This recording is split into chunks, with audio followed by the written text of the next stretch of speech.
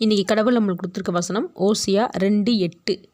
தனக்கு நான் தானியத்தையும் திராட்சரசத்தையும் எண்ணெயையும் கொடுத்தவர் என்றும் தனக்கு நான் வெள்ளியையும் பொன்னையும் பெருக பண்ணினவர் என்றும் அவள் அறியாமல் போனால் அவைகளை அவர்கள் பாகாலுடையதாக்கினார்கள். இந்த வசனத்தை கொண்டு கடவுளை மட்டும் என்ன சொல்கிறது பார்ப்போம். இந்த வசனம் கர்த்தர் சொன்ன வார்த்தைகள். உங்களுக்கு சாப்பாட்டில் இருந்து உடுத்துறதுக்கு துணி, வாழ்கிறதுக்கு வசதி, பணம், சொத்து, இப்படி எத்தனையோ விஷயத்த தேவன் தந்திருக்கும்போது அதை அத்தனையுமே காணிக்கா பாகாலுக்கு செலுத்தி வணங்குறதுனால நான் கொடுத்ததை எல்லாத்தையும் திரும்ப வாங்கிடுவேன்னு ஓசியா 2:9 சொல்லியிருப்பார். அது மட்டும் இல்லை, நிர்மூலமாக்குவேன்னு சொல்லியிருக்கிறாரு.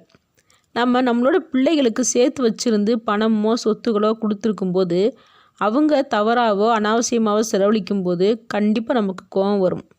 அப்படி தான் தேவனுக்கும்.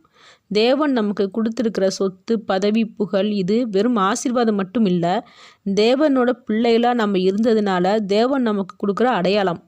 தேவனோட பிள்ளைகளை செழிப்பாக வாழ வைக்கிற கடவுள் கர்த்தர் ஒருவர் தான்றதை நாம் சாட்சி சொல்லும்படியாக நம்மளை தேர்ந்தெடுத்து நம்மளை ஒரு அடையாளமாக மற்றவங்க முன்னாடி காண்பிக்கிறாரு.